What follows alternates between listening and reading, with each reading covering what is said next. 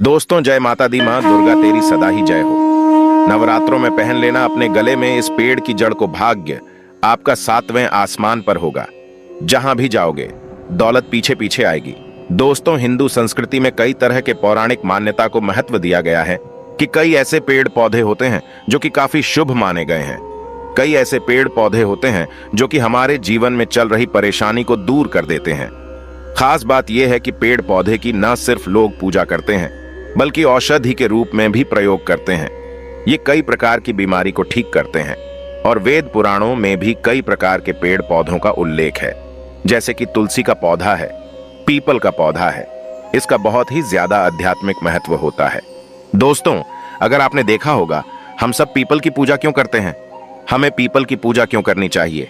वट सावित्री, जो व्रत रखते हैं, जो माता बहनें, वो पीपल की पूजा क्यों करती हैं? क्योंकि पेड़ पौधे में कुछ ऐसे अलौकिक चमत्कारी शक्तियां होती हैं जिसके दम पर कुछ समय में, यानी कि कम समय में, आपको अच्छे परिणाम मिलते हैं। तो आज मैं आप लोगों को नवरात्रि के समय में ताबीज में भर करके पहन लेना इस पौधे की जड़ बंद किस्मत के तले खुल जाएंगे, इस वीडियो में बताऊंगा। देखिए, ये जो नवरात्रि का समय होता है, मां नौ दुर्गा की कृपा प्राप्त करने का, इनसे आशीर्वाद प्राप्त करने का सबसे अच्छा समय माना गया है। जो व्यक्ति रिद्धि प्राप्त करना चाहते हैं, सिद्धि प्राप्त करना चाहते हैं, शुभ एवं लाभ को प्राप्त करना चाहते हैं, धन धान्य की कामना हो, धन धान्य से समृद्धि होना चाहते हैं, आरोग्य की प्राप्ति करना चाहते हैं, अगर आप चाहते हैं आपके जीवन से दुर्भाग्य दूर हो जाए, कीर्ति की प्राप्ति हो, शांति की प्राप्ति हो, आपको मान सम्मान की प्राप्ति हो, तो आप एकदम सही वीडियो में आए हैं। आपको कहीं भी जाने की जरूरत नहीं है। आज मैं आप लोगों को नवरात्रि के समय में धारण किए जाने वाली 5 जड़ के बारे में बताऊंगा। 5 जड़ में से कोई भी एक जड़ अवश्य धारण करना। जितने भी मैंने लाभ इस वीडियो में बताए हैं, वह सारे लाभ आपको मिलेंगे। पेड़ पौधों में बहुत ही ज्यादा चमत्कारिक शक्तियां होती हैं। आप माने या ना माने, हमने जीवन काल में कई बार औषधि का प्रयोग करके बहुत सारे साधक की बीमारी को भी ठीक करा है और बहुत सारे पेड़ पौधों का प्रयोग करके कई लोगों की समस्या को, जटिल से जटिल समस्या को हमने चुटकियों में समाप्त करवाया है। तो जो पेड़ पौधे होते हैं, कहीं ना कहीं धार्मिक दृष्टि से ले लीजिए, चाहे आध्यात्मिक दृष्टि से ले लीजिए, हमें फायदा पहुंचाने का काम ही करते हैं। सर्वप्रथम तो आपको नवरात्रि के 9 दिन इस पेड़ पौधे की जड़ को ले आना है। अगर नवरात्रि के 6ठे दिन इस वीडियो को देख रहे हैं तो नवरात्रि के 6ठे दिन भी इस पेड़ पौधे की जड़ ला करके आप जो है अपने घर में पूजन करके धारण कर सकते हैं। लेकिन अगर नवरात्रि के 9 दिन आप इनकी पूजा करके जड़ को धारण करते हैं तो फिर अति उत्तम है। आपको वह हर सारी चीज प्राप्त होगी जो चीज आप प्राप्त करना चाहते हैं। दोस्तों, महंगे रत्न पहनने की बजाय अगर आप जो है इन पेड़ पौधों की जड़ को धारण करते हैं तो उससे अच्छा आपको परिणाम मिलेगा, रिजल्ट मिलेगा। कहीं ना कहीं रत्नों में मिलावट होती है, कहीं ना कहीं रत्नों में त्रुटि होती है। लोग आपको बेवकूफ बना सकते हैं, लेकिन पेड़ पौधे से आपको कोई बेवकूफ नहीं बनाएगा इसकी जड़ से, क्योंकि स्वयं आप इसे जो है अपने हाथों से उखाड़ करके लाएंगे और इसे आप धारण करेंगे। तो मैं आप लोगों को नवरात्रि के समय में लाए जाने वाले पेड़ पौधों की जड़ के बारे में बता रहा हूं, जिसे आप जो है ला करके धारण कर सकते हैं। दोस्तों, सर्वप्रथम तो इन पेड़ पौधों की जड़ को लाने के बाद आपको क्या करना होता है, इसे देवी प्रतिमा की तरह 9 दिन तक पूजा करनी होती है। जैसे माता नवदुर्गा की पूजा करते हैं, ठीक उसी प्रकार इन पेड़ पौधों की जड़ को लाकर के 9 दिन तक आपको पूजा करनी होती है। और 10वें दिन जो विजयदशमी होती है, उस दिन चांदी के ताबीज में भर करके पहनना होता है। अगर आपका सामर्थ्य नहीं है कि चांदी का ताबीज जो है आप ले सके, तो आप जो है बिना चांदी के ताबीज के भी पहन सकते हैं। जो तांबे के ताबीज आते हैं उसमें आप जो है धारण करके जो है डाल करके धारण कर सकते हैं। तो आइए इस वीडियो में जानते हैं कि कौन सी चीज को हमें नवरात्रि के समय में कौन सी जड़ को ला करके धारण करना चाहिए, पहनना चाहिए।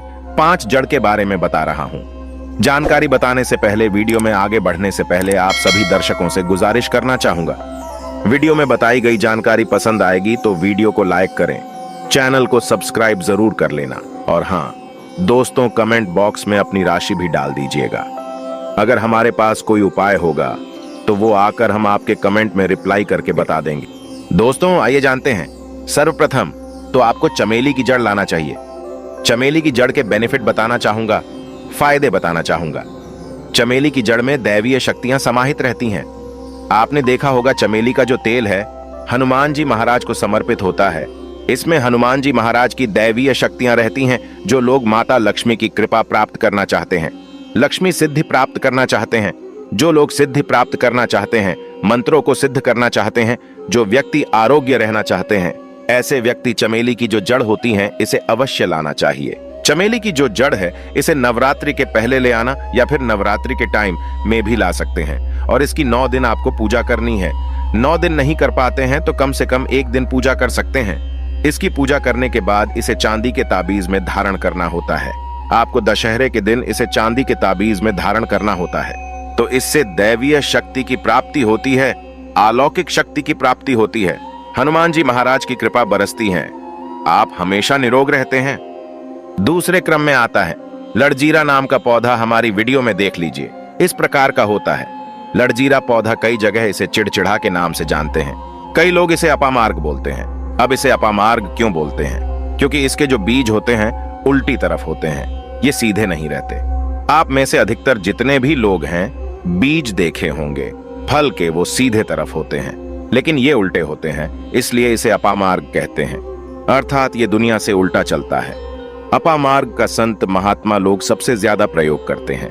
दोस्तों, अपामार्ग जो होता है इसके बीज का खीर बना करके खाने से 30 दिनों तक बिल्कुल ही पेशाब पानी, यहाँ तक कि जो शौच क्रिया होती है वो बंद हो जाती है।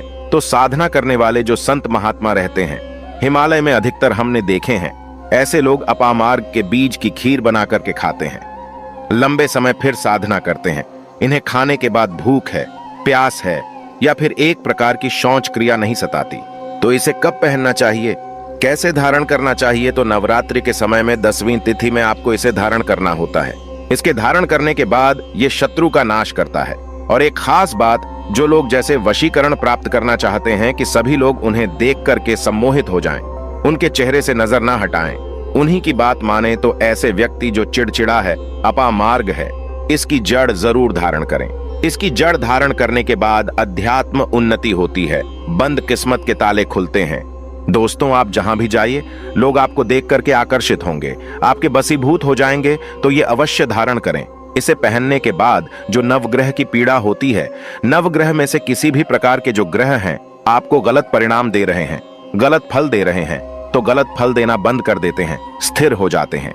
दोस्तों, तीसरे क्रम में आते हैं बरगद की जटा। अब पिछले वाली वीडियो में बरगद की जटा के बारे में भी एक वीडियो बनाया हूं।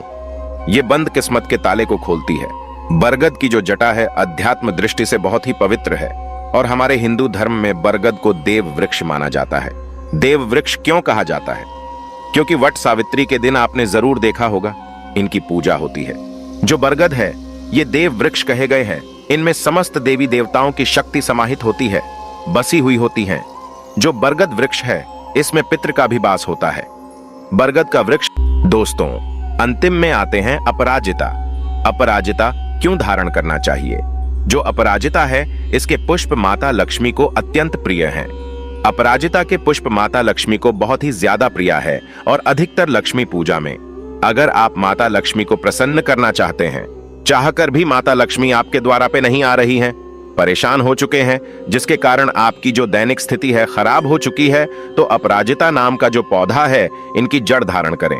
इसे चांदी के ताबीज में धारण करने के बाद फिर लक्ष्मी की कृपा प्राप्त होनी शुरू हो जाती है। बंद किस्मत के ताले खुल जाते हैं। नौकरी चाहिए, नौकरी की प्राप्ति हो जाएगी। यानी कि बंद किस्मत के ताले को खोलने का काम करता है। आपकी अध्यात्म उन्नति करते हैं। मानो या ना मानो, धर्म अपनी जगह है, जड़ी बूटी की शक्तियां अपनी जगह, आप माने या ना माने वो अपनी जगह है। जो लोग मानते हैं, देखिए टोने टोटके की दुनिया में विश्वास होना जरूरी है। जो लोग मानते हैं उनके लिए भगवान है, जो लोग नहीं मानते तो पत्थर समझते हैं। यानी कि भगवान आपके सामने भी खड़े हो तो भी पत्थर तुल्य है। अगर आप भगवान को मानते हैं तो पत्थर भी आपके लिए भगवान जैसा पूजनीय हो जाता है। लोग तो भगवान श्री कृष्ण और भगवान राम को भी आज झुठलाते हैं। सब एक देव मनुष्य बोलते हैं। तो आस्था के ऊपर ये सब जितने भी मैं आप लोगों को तांत्रिक वस्तु बताया हूं, पेड़ पौधों की जानकारी बताया हूं, ये आस्था के ऊपर निर्भर करता है। आस्था है तभी ये आपको अच्छे परिणाम देंगे। आस्था नहीं है तो ये आपको कुछ भी परिणाम नहीं देंगे। तो अपना भाग्य परिवर्तन करने के लिए, अपनी किस्मत में परिवर्तन होते हुए देखने के लिए, अपनी अध्यात्म उन्नति करने के लिए ये जड़ अवश्य धारण करें। सदा आपको सुरक्षा ये प्रदान करेगी। ये जड़ मित्र की भांति मदद करती है, आपका हमेशा साथ देती है। तो ये थी छोटी सी जानकारी दोस्तों। अगर आप माता रानी को अपने घर पर बुलाना चाहते हैं तो कमेंट बॉक्स में लिखें। माता रानी आपका स्वागत है हमारे घर में। जय माता दी।